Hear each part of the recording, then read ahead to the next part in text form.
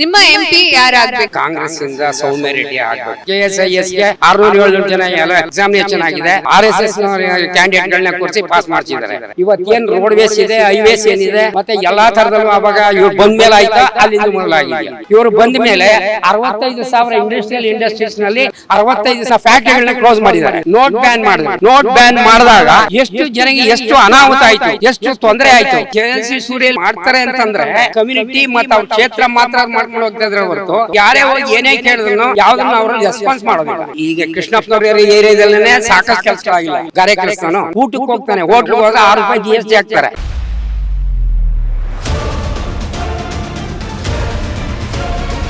Sir ನಮಸ್ತೆ sir. ನಮಸ್ಕಾರ madam.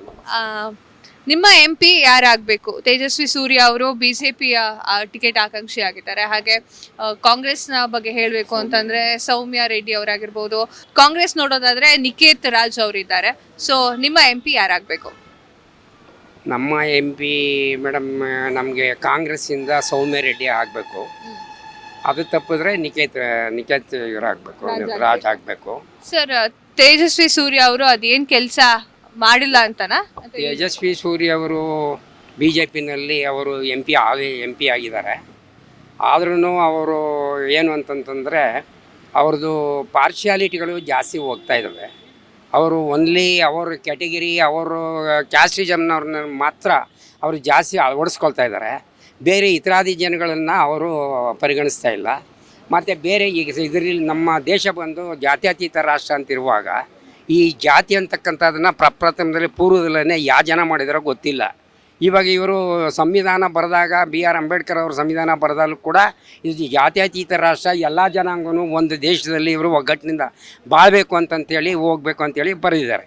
ಸ್ವಾತಂತ್ರ್ಯ ಬಂದಾಗ ಅವರು ಹಿಂದೂ ಮುಸ್ಲಿಮು ಕೆಲವರು ನಾವು ಕಷ್ಟ ಮಾಡಿದ್ದೀವಿ, ಇನ್ನೇ ಸ್ವತಂತ್ರ ತರುವಾಗ ಅಂತೇಳಿ ಮುಸ್ಲಿಮ್ಸು ನಾವು ಹೋಗಲ್ಲ ಪಾಕಿಸ್ತಾನಕ್ಕೆ, ನಾವು ಇಲ್ಲೇ ಉಳ್ಕೊತೀವಿ ಅಂತೇಳಿ ಇವರಿಗೆ ಯಾವುದು ಮಹಾತ್ಮ ಗಾಂಧಿಯವ್ರಿಗೂ ಜವಾಹರ್ಲಾಲ್ ನೆಹರು ಅವ್ರಿಗೂ ಕೇಳಿದಾಗ ಅವರೇನು ತೀರ್ಮಾನ ಮಾಡಿದ್ರು, ಇರೋರು ಇರ್ಬೋದು ಹೋಗೋರು ಹೋಗ್ಬೋದು ಅಂತಂತೇಳಿ ತೀರ್ಮಾನ ಮಾಡಿದರು. ಆವಾಗ ಇವರು ಕೆಲವರೆಲ್ಲ ಇಲ್ಲೇ ಉಳ್ಕೊಂಡ್ರು. ಹಾಗಾದಮೇಲೆ ಸ್ವತಂತ್ರ ಭಾರತದಲ್ಲಿ ಜಾತ್ಯತೀತ ರಾಷ್ಟ್ರ ಆದಮೇಲೆ ಯಾರಿಗೆ ಯಾವ ಪಕ್ಷ ಬಂದರೂ ಯಾರಿಗೂ ತೊಂದರೆ ಕೊಡಬಾರ್ದು. ಇದು ಜಾತ್ಯತೀತ ರಾಷ್ಟ್ರ ಅಂತ ಇರೋದ್ರಿಂದ ಅವರು ಮುಸ್ಲಿಮ್ಸು, ಅವರು ವಲಯರು, ಮಾದಿಗರು, ಇವರು ಹಿಂದುಳಿದವರು, ಕುರುಬ, ಕುಂಬಾರ, ಗಾಣಿಗ, ಮಡಿವಾಳ ಅಂತಕ್ಕಂಥದ್ದು ತಮ್ಮ ಅಧಿಕಾರ ಇದೆ ಅಂತೇಳಿ ತಮ್ಮ ಒಂದೇ ಜಾತಿಯವ್ರನ್ನ ಓಲೈಸ್ಕೊಂಡು ಹೋಗ್ತಕ್ಕಂಥದ್ದು ಈ ಸ್ವತಂತ್ರ ಭಾರತಕ್ಕೆ ನ್ಯಾಯಯುತ ಅಲ್ಲ. ಅದು ಎಲ್ಲರನ್ನೂ ಸಮಾನವಾಗಿ ಕಾಣಬೇಕು, ಯಾವುದೇ ಕ್ಯಾಸ್ಟ್ ಆಗಿರಲಿ. ಮತ್ತು ಇನ್ನೊಂದು ಏನು ಅಂತಂದರೆ ಈಗ ಅಪಾಯಿಂಟ್ಮೆಂಟ್ಗಳು ತಗೊಳ್ಳೋವಂಥ ಸಂದರ್ಭದಲ್ಲಿ ಕೂಡ ಅವರು ಕೆಲವೊಂದು ಜಾತಿಗಳನ್ನು ಓಲೈಸ್ಕೊಂಡು ಅಪಾಯಿಂಟ್ಮೆಂಟ್ ಕೊಡ್ತಾರೆ. ಎಕ್ಸಾಮಿನೇಷನ್ ಮಾಡಬೇಕಾದ್ರೂ ಕೂಡ KIS and IAS and IPS ಮಾಡಬೇಕಾದ್ರೂ ಕೂಡ ಅವ್ರದ್ದೇ ಕಮ್ಯುನಿಟಿನ ಸೆಂಟ್ರಲ್ನಲ್ಲಿ ಉತ್ತರ ಪ್ರದೇಶದಲ್ಲಿ ಮಾಡಿದಾಗ ಎಲ್ಲ ಜಾಸ್ತಿ ಎಲ್ಲ ಕಂಪ್ಲೀಟ್ KSISಗೆ ಅವ್ರ ಜನಾಂಗದವ್ರನ್ನೇ ಕೂರಿಸಿದ್ದಾರೆ. 607 ಜನ ಎಲ್ಲ ಇದಾಗಿ ಎಕ್ಸಾಮಿನೇಷನ್ ಆಗಿದೆ, ಎಲ್ಲ ಅವ್ರ ಜನನೇ ಕೂರಿಸಿದ್ದಾರೆ. ಇವ್ರನ್ನೇ ಯಾವುದು RSSನ ಕ್ಯಾಂಡಿಡೇಟ್ಗಳನ್ನ ಕೂರಿಸಿ ಪಾಸ್ ಮಾಡಿಸಿದ್ದಾರೆ. ಇಡೀ ಭಾರತದಲ್ಲಿ ಬೇರೆ ಕ್ಯಾಸ್ಟ್ ಇಲ್ವಾ? ಅವ್ರದ್ದು ಒಂದೇ ಕ್ಯಾಸ್ಟ್ ಹೆಂಗೆ IAS ಆ್ಯಂಡ್ IPS ಆಯಿತು? ಎಲ್ಲನೂ ಒಂದೇ ಥರ ನೋಡಬೇಕು. ಒಂದು ಎರಡನೇದಾಗಿ ಇವರು 10 ವರ್ಷ ಬಂದು ಆಳ್ವಿಕೆ ಮಾಡಿದ್ರು ಅಂದರೂ ಕೂಡ ಹಿಂದಿನ ಕಾಲದಲ್ಲಿ 70 ವರ್ಷ ಮಾಡಿದರು, 35 ವರ್ಷ 35 ಕೋಟಿ ಮಾತ್ರ ಹಿಂದೆ ಇತ್ತು ಸ್ವತಂತ್ರ ಬರೋದಕ್ಕೂ ಪೂರ್ವದಲ್ಲಿ. ಆ 35 ಕೋಟಿ ಬಂದ ಮೇಲೆ ಈ 70 ವರ್ಷಕ್ಕೆ ಎಷ್ಟು ಲಕ್ಷ ಕೋಟಿ ಆಗಿದ್ದಾರೆ ಇಲ್ಲಿ ಇಂಡಿಯಾದಲ್ಲಿ? 135 ಕೋಟಿ ಜನ ಆಗಿದ್ದಾರೆ. ಆ 135 ಕೋಟಿ ಜನನೂ ಸಮಾಲೋಚನೆ ಮಾಡಿ ಅವ್ರನ್ನ ಸರಿದೂಗಿಸ್ಕೊಂಡು ಹೋಗ್ಬೇಕಂತಂದರೆ ಸಾಕಷ್ಟು ಕಷ್ಟಗಳಿರ್ತವೆ. ಒಂದು ಮನೆಯಲ್ಲಿ 4 ಜನ ಸರಿ ಮಾಡ್ಬೇಕಂತಂದ್ರೆ ಕೂಡ ಆ ಯಜಮಾನಿಗೆ ತುಂಬ ಕಷ್ಟ ಇರ್ತದೆ. ಅವ್ರು ಮಾಡಿಲ್ಲ ಇವ್ರು ಮಾಡಿಲ್ಲ ಅಂತಂತ ಹೇಳ್ತಾರೆ. ಯಾವಾಗೆಲ್ಲ ಸ್ವತಂತ್ರ ಬಂದಾಗ ಇವತ್ತೇನು ರೋಡ್ವೇಸ್ ಇದೆ, ಹೈವೇಸ್ ಏನಿದೆ, ಮತ್ತು ಎಲ್ಲ ಥರದಲ್ಲೂ ಆವಾಗ ಇವ್ರು ಬಂದ ಮೇಲೆ ಆಯಿತಾ ಅಲ್ಲಿಂದ ಮೊದಲಾಗಿದೆಯಾ? ಹಿಂದಿನ ಕಾಲದಲ್ಲಿ ಯಾವುದೇ ಒಂದು ಟ್ರೈನ್ ಇಲ್ಲ, ಒಂದು ಬುಲೆಟ್ ಟ್ರೈನ್ ಇಲ್ಲ, ಅಥವಾ ಒಂದು ಬಸ್ ಇಲ್ಲ, ಮತ್ತು ಒಂದು ಮೆಟ್ರೋಡೋರ್ ಇಲ್ಲ, ಒಂದು ಸ್ಕೂಟ್ರ್ ಇರಲಿಲ್ಲ ಸ್ವತಂತ್ರ ಬಂದಾಗ. ಇವಾಗ ಅದೆಲ್ಲ ಡೆವಲಪ್ಮೆಂಟ್ ಆಗಬೇಕಾದ್ರೆ ಇಂಡಸ್ಟ್ರೀಸು ನಮ್ಮ ಭಾರತದಲ್ಲಿ ಮತ್ತು ನಮ್ಮ ಬೆಂಗಳೂರಿನಲ್ಲಿ ಎಷ್ಟು ಫ್ಯಾಕ್ಟ್ರಿಗಳಿದೆ. ಈಗ ಇವರು ಬಂದ ಮೇಲೆ 65,000 ಇಂಡಸ್ಟ್ರೀಸ್ನಲ್ಲಿ 65,000 ಇದನ್ನು ಫ್ಯಾಕ್ಟ್ರಿಗಳನ್ನ ಕ್ಲೋಸ್ ಮಾಡಿದ್ದಾರೆ. 65,000 ಎಂಪ್ಲಾಯೀಸ್ಗಳು ಏನಾಗಬೇಕು ಬೀದಿನಲ್ಲಿ? ಇವರು ಬಂದ ಮೇಲೆ ಎಷ್ಟು ಈ PNT ಟೆಲಿಫೋನ್ ಎಕ್ಸ್ಚೇಂಜನ್ನು ಕ್ಲೋಸ್ ಮಾಡಿದ್ರು, ಎಷ್ಟು ಜನ ಬೀದಿಗೆ ಬಂದರು, ಅವ್ರ ಊಟ ತಿಂಡಿ ಮಕ್ಕಳುಗಳ ಗತಿ ಏನಾಗಬೇಕು, ಮತ್ತು ಅವ್ರ ಎಜುಕೇಷನ್ ಏನಾಗಬೇಕು? ಇವ್ರು ಯಾವುದೋ ಗುರಿ ಇಟ್ಕೊಂಡು ಇವ್ರು ಇಷ್ಟ ಬಂದ ಇವ್ರು ಮಾಡ್ಕೊಂಡು ಹೋದರೆ ಇದು ರಾಜಕೀಯ ಅಲ್ಲ, ಅದು ರಾಷ್ಟ್ರಕ್ಕೆ ಒಳ್ಳೆ ಇದಾಗಿ ನಡೆಸ್ತಾರೆ ಅಂತಕ್ಕಂಥದ್ದು ನಮಗೆ ನಾವು ತಿಳಿದ ಮಟ್ಟಿಗೆ ಅದು ಸರಿ ಹೋಗಲ್ಲ ಅಂತ ಹೇಳ್ತೀವಿ. ಒಂದು ಎರಡನೇದು ಏನು ಅಂತಂದರೆ ಬಂದಾಗ್ಲಿಂದನೂ ಇವರು ನೋಟ್ ಬ್ಯಾನ್ ಮಾಡಿದ್ರು. ನೋಟ್ ಬ್ಯಾನ್ ಮಾಡಿದಾಗ ಎಷ್ಟು ಜನಕ್ಕೆ ಎಷ್ಟು ಅನಾಹುತ ಆಯಿತು, ಎಷ್ಟು ತೊಂದರೆ ಆಯಿತು, ಎಷ್ಟು ಜನ ಕ್ಯೂನಲ್ಲಿ ನಿಂತ್ಕೊಂಡ್ರು. ಅದನ್ನು ಸೆಟ್ರೇಟ್ ಮಾಡ್ಕೊಳ್ಳೋದಕ್ಕೆ ಸುಮಾರು ವರ್ಷಗಳು ಬೇಕಾಯಿತು. ಅಲ್ಲ ಸರ್, ಈಗ ತೇಜಸ್ವಿ ಸೂರ್ಯ ಅವರು ಸರಿಯಾದ ಅಭಿವೃದ್ಧಿ ಕೆಲಸ ಮಾಡ್ತಿದ್ದಾರೆ ಅಂತನೋ ಮಾಡ್ತಿಲ್ಲ ಅಂತನೋ?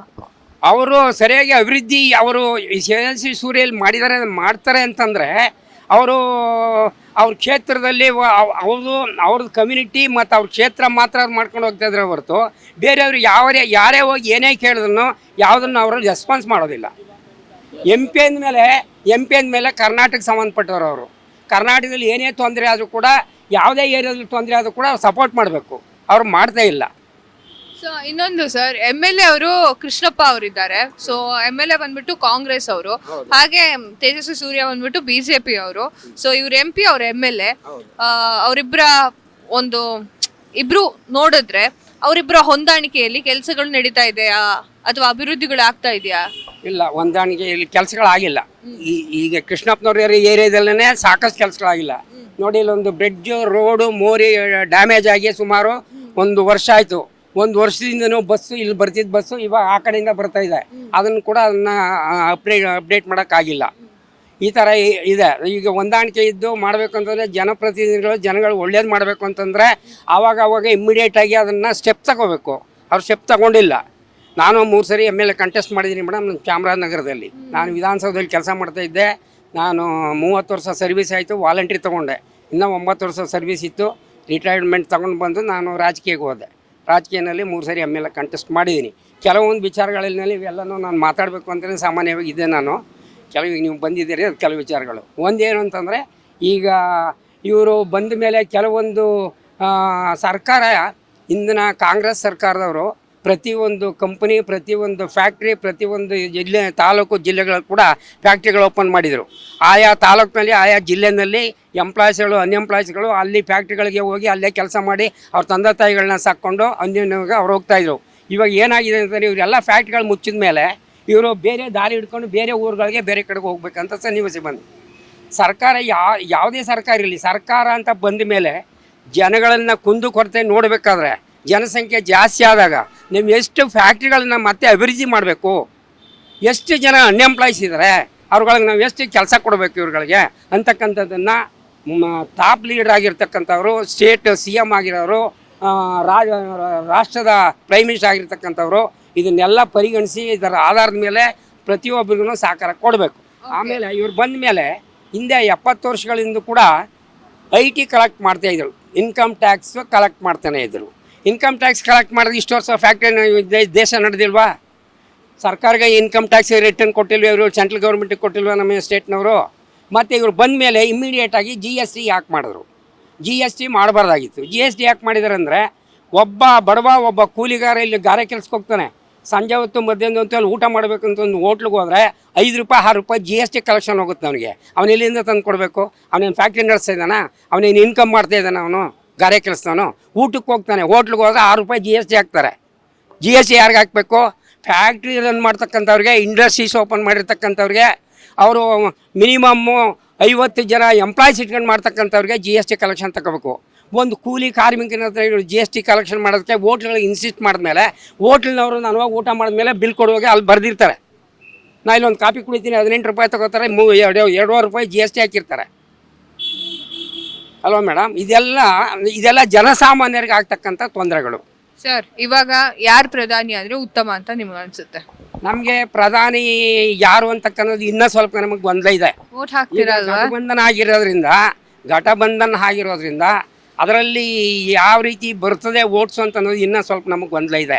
ಆದರೆ ಪ್ರಧಾನಿ ಯಾರಾಗ್ತಾರೆ ಅಂತಂದರೆ, ಅವರು ಈಗ ಕೆಲವು ನಾನು ಹೇಳ್ದಂಗೆ ಎಲ್ಲ ಜಾಗದಲ್ಲೂ ಅವರು ಬಂದು ತೊಂದರೆ ಕೊಟ್ಟಿದ್ದಾರೆ. GST ರೈಸ್ ಮಾಡಿದ್ದಾರೆ, ಫ್ಯಾಕ್ಟ್ರಿಗಳನ್ನು ಮುಚ್ಚಿಸಿದ್ದಾರೆ, ಲಕ್ಷಾಂತರ ಜನ ಎಂಪ್ಲಾಯೀಸ್ಗಳು ಬೀದಿಗೆ ಬಂದಿದ್ದಾರೆ, ಅವ್ರ ಮಕ್ಕಳು ಮರಿಗಳು ಹೆಣ್ತಿರುಗಳು ಜೀವನ ಮಾಡೋಕ್ಕೆ ತೊಂದರೆ ಆಗಿದೆ. ಯಾರ ಹತ್ರ ಕೂಲಿ ಮಾಡೋಕ್ಕೆ ನಾನು 30 ವರ್ಷ ಸರ್ವಿಸ್ ಮಾಡಿದೆ ಅಂತ ಇಟ್ಕೊಳ್ಳಿ PNTನಲ್ಲಿ, ಟೆಲಿಫೋನ್ ಎಕ್ಸ್ಚೇಂಜಲ್ಲಿ. ಫ್ಯಾಕ್ಟ್ರಿ ಕ್ಲೋಸ್ ಆದಮೇಲೆ ನಾನು ಯಾರ ಹತ್ರ ಕೆಲಸ ಕೇಳಲಿ?